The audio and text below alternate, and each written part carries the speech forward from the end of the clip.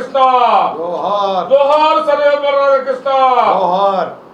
ఈరోజు ఉపాధ్యాయ దినోత్సవం సందర్భంగా ఉపాధ్యాయులందరికీ కూడా, అదేవిధంగా ఎడ్యుకేషన్ డిపార్ట్మెంటు, విద్యా సంబంధించిన అందరికి కూడా శుభాకాంక్షలు.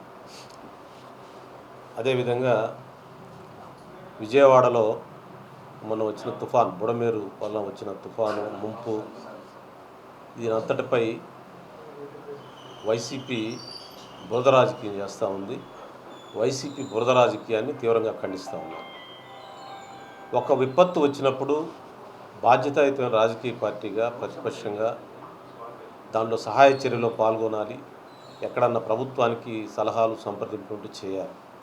అలా కాకుండా కేవలం రాజకీయాలు తోడుకోవటం, రాజకీయ ప్రయోజనాల కోసం ప్రభుత్వాన్ని నిందించే విధంగా మాట్లాడటం వాళ్ళ దగులుబాజీ రాజకీయాలకి ఇది ఒక నిదర్శనం అని చెప్పి నేను తెలియజేస్తాను. అదేవిధంగా 74 ఏళ్ళు 75 ఏళ్ళు వయసున్నటువంటి ముఖ్యమంత్రి గారు చంద్రబాబు నాయుడు గారు మరి నీళ్లలో దిగి అంతా బాధితులందరినీ పరామర్శిస్తూ, యంత్రాంగాన్ని అంతా పురికొల్పుతూ సేవా కార్యక్రమాల్లో ముమ్మరంగా పార్టిసిపేట్ చేస్తూ ఉంటే దాన్ని ప్రోత్సహిస్తూ ఇంకా ఏ విధంగా చేయాలి, పలానా దగ్గర బాధితులు ఉన్నారు, పలానా దగ్గర ఈ అవసరం ఉంది ప్రభుత్వానికి అని సలహాలు, సంప్రదింపులు చేయకుండా కేవలం ఒక ఫోటో సెషన్ లాగా వెళ్ళిపోయి ప్రభుత్వాన్ని నిందించడం అనేది ఎంత అమానీకరణమో ఒకసారి ఆలోచించమని చెప్పి నేను ప్రజలకు విజ్ఞప్తి చేస్తాను. మానవత్వం ఉన్నవాళ్ళు ఎవరన్నా అలా చేస్తారా? విక్టిమ్స్ దగ్గర, బాధితుల దగ్గర, ఒక కష్టాల్లో ఉన్న ప్రజానీకాన్ని దగ్గర వెళ్ళి నువ్వు రాజకీయాల్లో ప్రయోజనాలు ఆశిస్తావా? నువ్వు ఎంత దుర్మార్గపు ఆలోచన ఇది. ఏం చేయాలి నువ్వు బాధ్యత వ్యక్తిగా?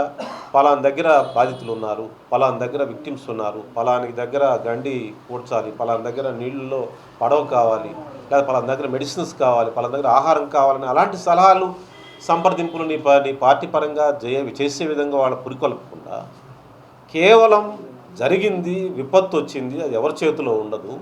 విపత్తు రాగానే ఆ విపత్తులో దానికి ముఖ్యమంత్రి చంద్రబాబు నాయుడే కారణం అని చెప్పి నిందించడం నీకు అసలు కనీసం మానవత్వం ఉందా అని చెప్పి నేను ప్రశ్నిస్తా ఉన్నాను.